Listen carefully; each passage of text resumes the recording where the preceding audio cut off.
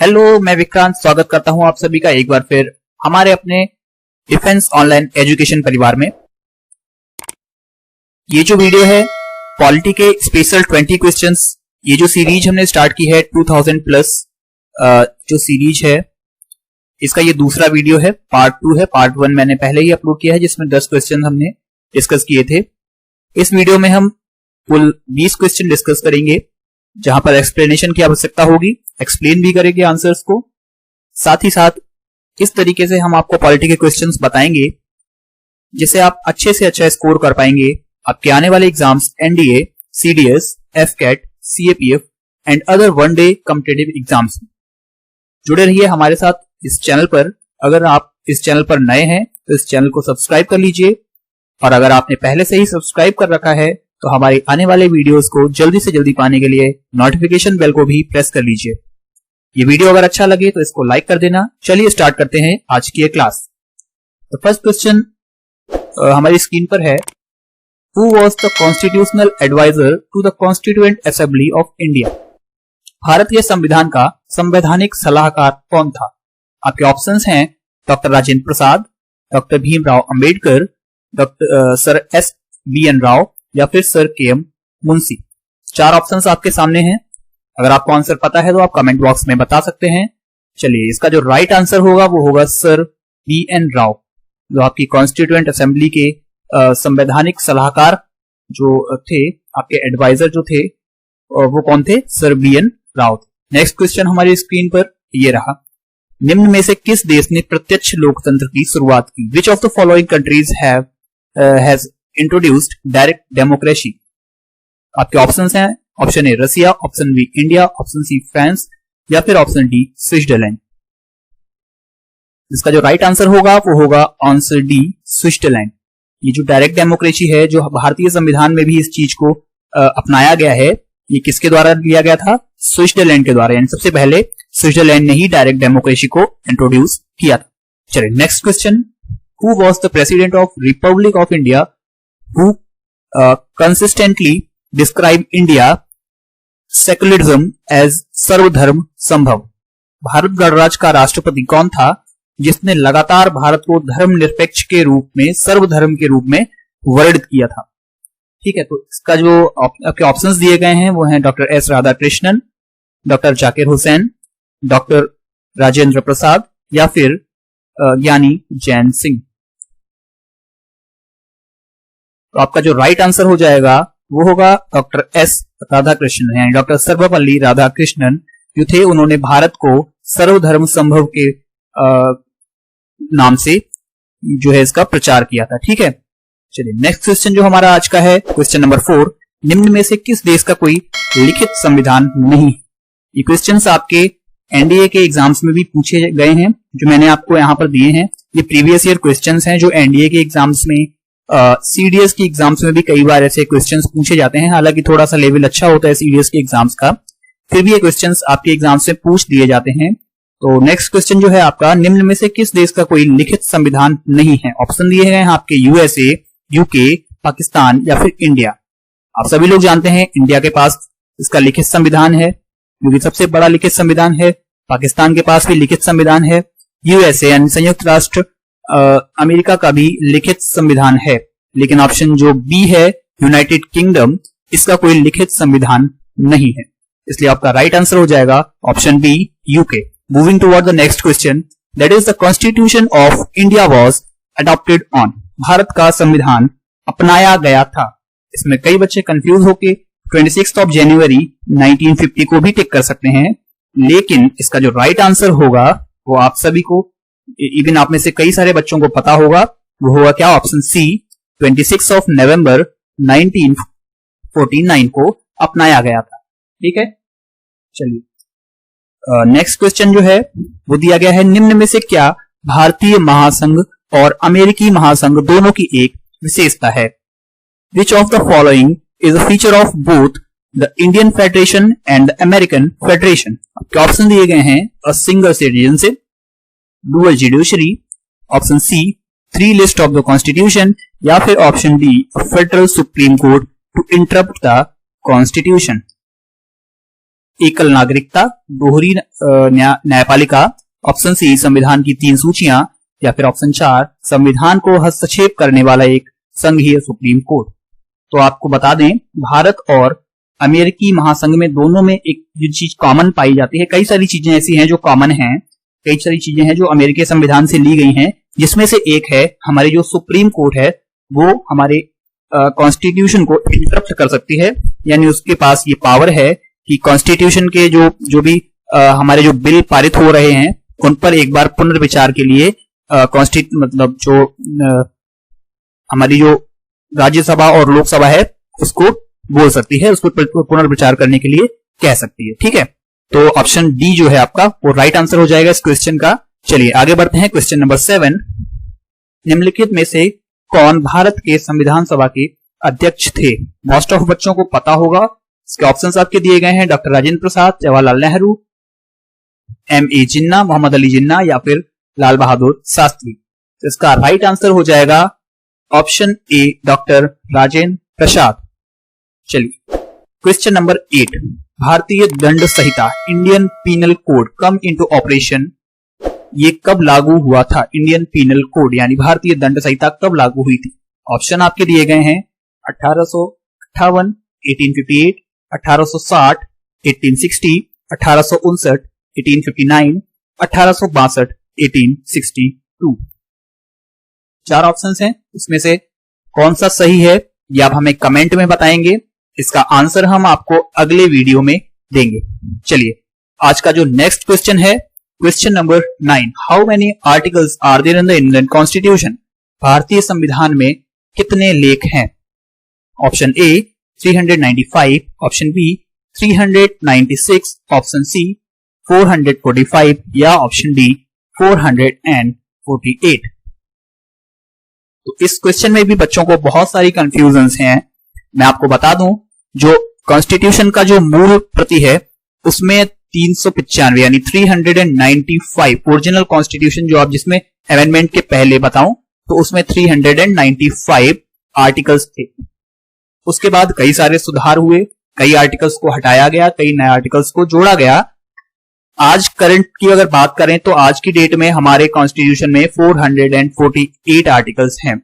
इसमें से अभी 100 आर्टिकल्स को जोड़ा गया है और कई ऐसे आर्टिकल्स को हमारे संविधान से हटाया भी गया है। तो यानी कुल मिलाकर 448 आर्टिकल्स हमारे कॉन्स्टिट्यूशन में इस समय वर्तमान स्थिति में हैं। तो आज का राइट आंसर हो जाएगा 448। अगर आपको 448 ऑप्शंस में नहीं मिलता है तो 445 को भी आप टिक कर सकते हैं।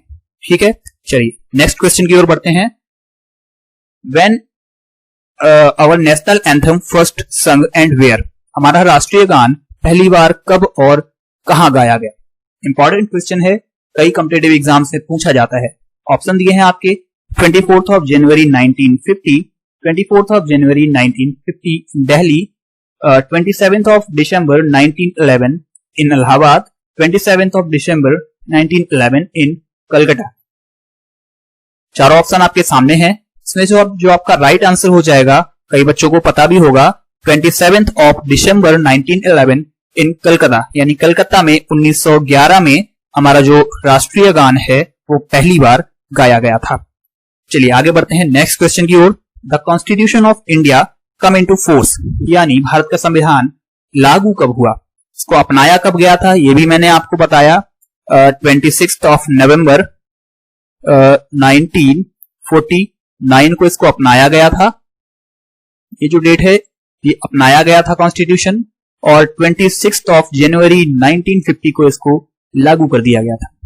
तो आपका जो राइट आंसर है वो ऑप्शन ए हो जाएगा 26 ऑफ जनवरी 1950। चलिए moving toward the next question, that is the term caste was derived from.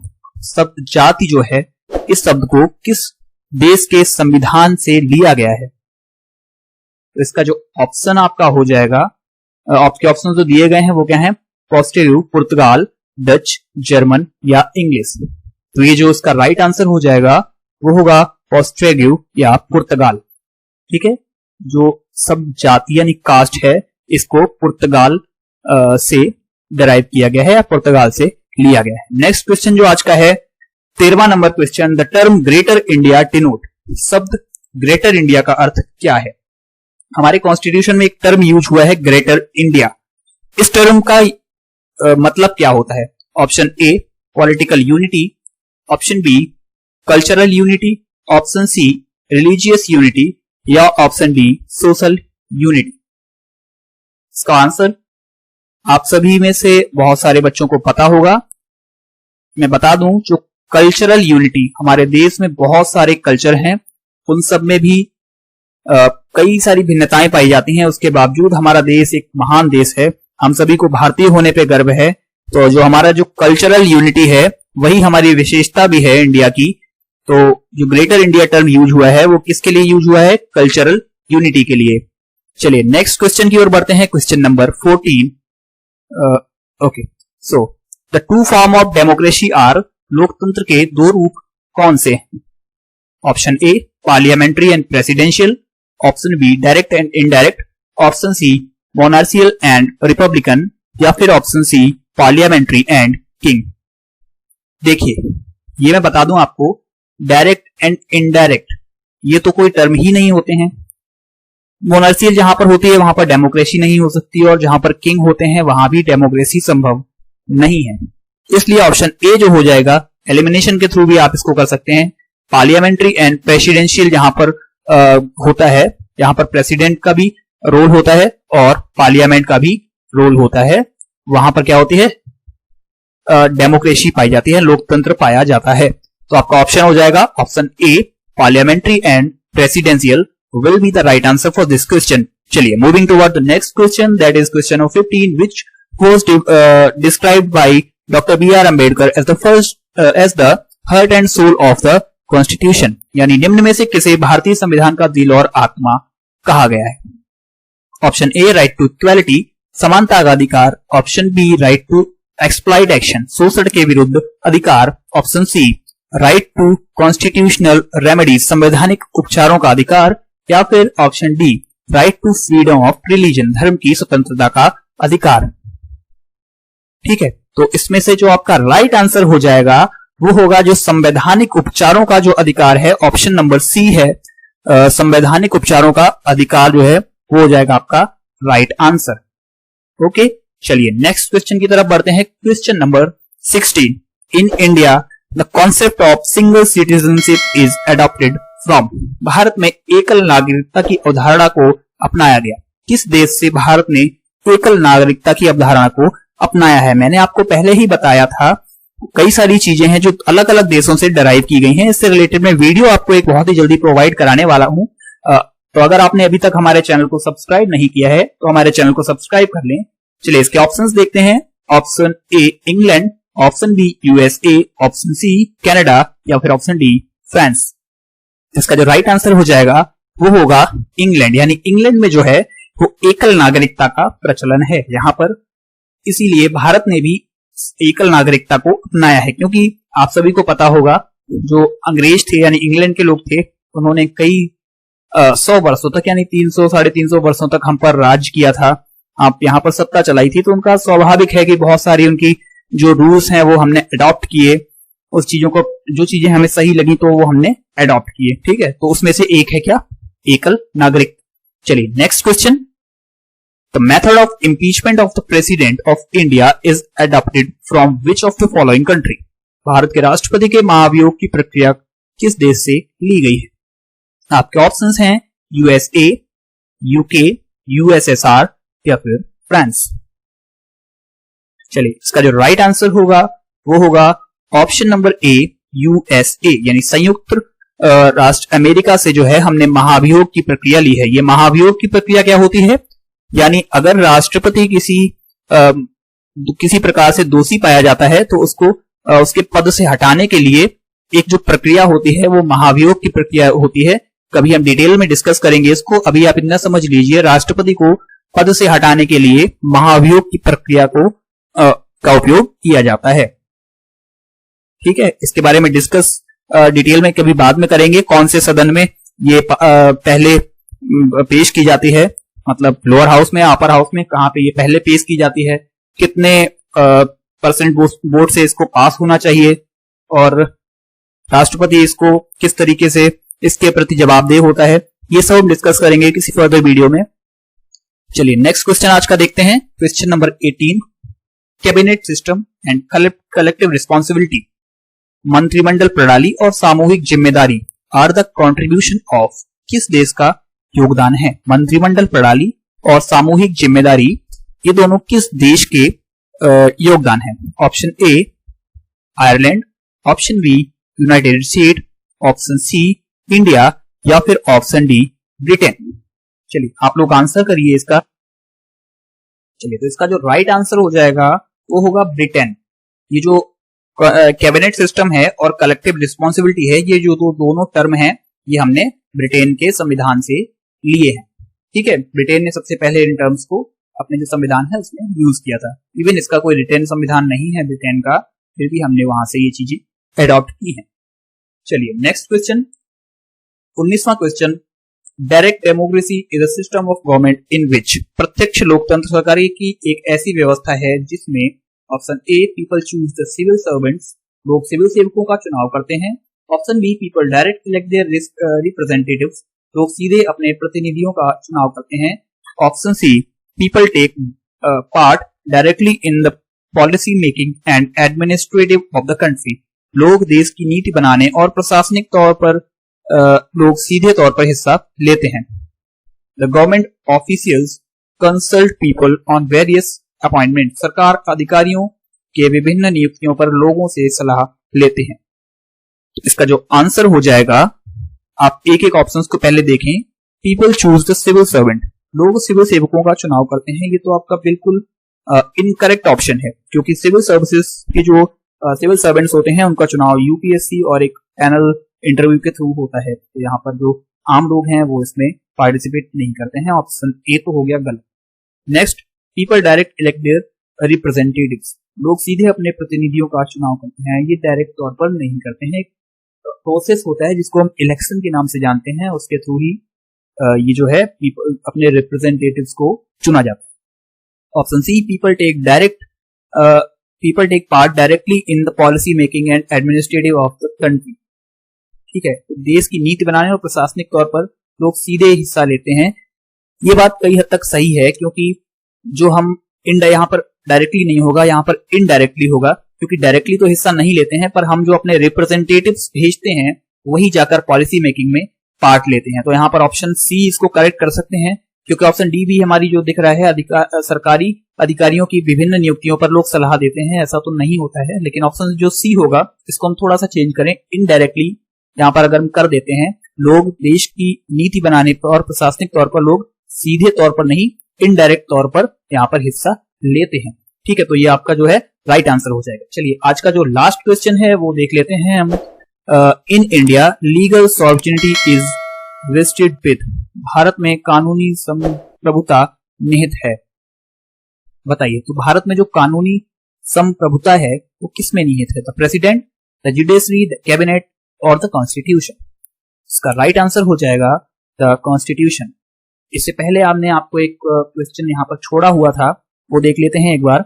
उसका आंसर आपको कमेंट बॉक्स में बताना है, अगर आपको आंसर पता है। नहीं तो इसका जो आंसर है वो हम अगले वीडियो में आपको बताएंगे। क्वेश्चन क्या था? Indian penal code come into operation in, भारतीय दंड संहिता कब लागू हुई थी? इसका आंसर आप हमें कमेंट में। चलिए, तो thank you for watching this video. अगर ये वीडियो आपको अच्छा लगा हो तो अपने दोस्तों के साथ इस वीडियो को एक बार शेयर जरूर से कर दें, और हमारे चैनल को अभी तक आपने अगर सब्सक्राइब नहीं किया है तो सब्सक्राइब जरूर से कर लें। चलिए ओके, सो मिलते हैं आपसे एक और नए वीडियो में। तब तक के लिए जय हिंद, जय भारत, वंदे मातरम।